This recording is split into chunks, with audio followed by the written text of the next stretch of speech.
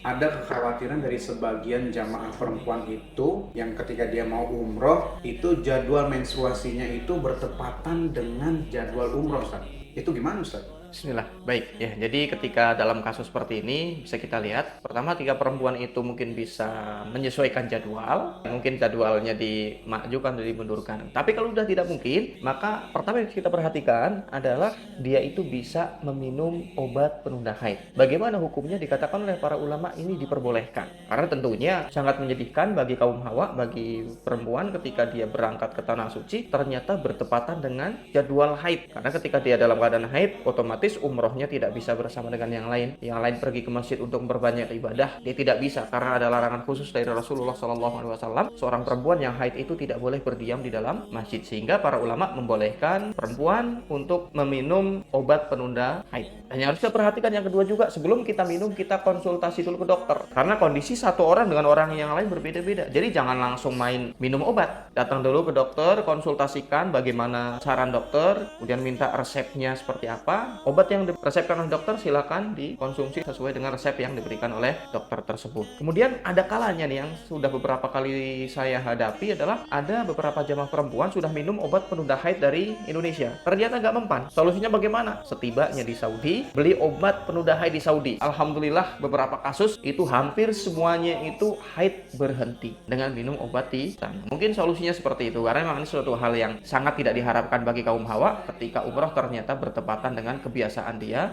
datang bulan. Barakallahu fikum.